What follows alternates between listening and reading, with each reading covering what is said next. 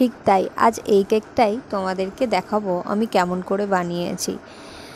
আমি একটা ছোট প্যালেট নাইফ নিয়েছি। দেখো প্যালেট নাইফটা হালকা একটু উঁচু করে ঠিক নিচের দিকে আস্তে আস্তে এগিয়ে নিয়ে আসবো আর টার্ন টেবিলটা ঘোরাতে থাকবো, তাহলেই কিন্তু এই ডিজাইনটা হয়ে যাবে।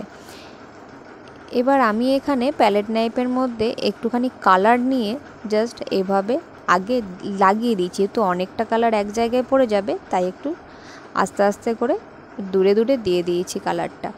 তোমরা এখানে এভাবে শুধু কালার না দিয়ে একটা কোনো ডিপ ক্রিম করে নিলে সেটাকেও দিতে পারো, এইভাবে দিয়ে ঠিক নিচে থেকে ওপরে তুলে দিতে হবে, তাহলে কিন্তু এই ডিজাইনটা সুন্দর চলে আসবে।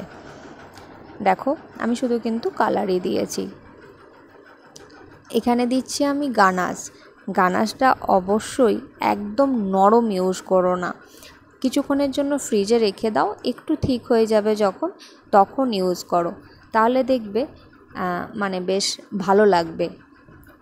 আমি এবার দেখো একটু এদিক ওদিক করে দিচ্ছি, এক লাইনে মনে হয় যেন সবসময় দেখতে ভালো লাগে না, তো ওই জন্য একটু এদিক ওদিক করে দিলাম। এখানে আমি 44 পেটার নজেলটা ইউজ করেছি, বাট এই ভিডিওটা আমি করেছি কিন্তু ভালো আসেনি, তাই আমি নেক্সট টাইম এই ফুলগুলো কিভাবে করবে কোনো একটা ভিডিওতে আমি দেখিয়ে দেবো।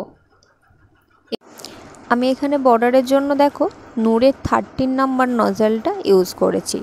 এই বর্ডারটা করার জন্য প্রথমে একটু বেশি করে প্রেস করে তারপরে টেনে দিলেই হয়ে এই বর্ডারটা এসে যাবে। বর্ডার কমপ্লিট হয়ে যাওয়ার পর আমি এখানে লিফ নজেল নিয়েছি। আমি দেখো পাতাগুলো করার সময় সামান্য একটু শেক করছি, আমার মনে হয় পাতা করার সময় একটু হালকা করে এরকম হাতটা শেক করলে কি হয়, পাতাটা দেখতে কিন্তু বেশ ভালো লাগে, মানে পাতার মধ্যে একটা হালকা ভাঁজ আসে। আর আমি অন্য একটা এরকমই কেক বানিয়েছি, সেখানে পাতাগুলো অনেক বড় দিয়েছি, বাট এই কেকটাতে মনে হলো যে পাতাগুলো একটু ছোট ছোটই দিয়ে দেখি কেমন লাগছে, তোমরাও জানিও কেমন লাগছে। এখানে কি বড় পাতা দিলে বেশি ভালো লাগতো? আচ্ছা, আমার না আবার একটু ওপরে পাতা দেওয়ার ইচ্ছার পর মনে হলো বর্ডারও একটু একটু পাতাগুলো দিয়ে দিই, কারণ গ্রিন কালারের ক্রিমটা অনেকখানি রয়েছে।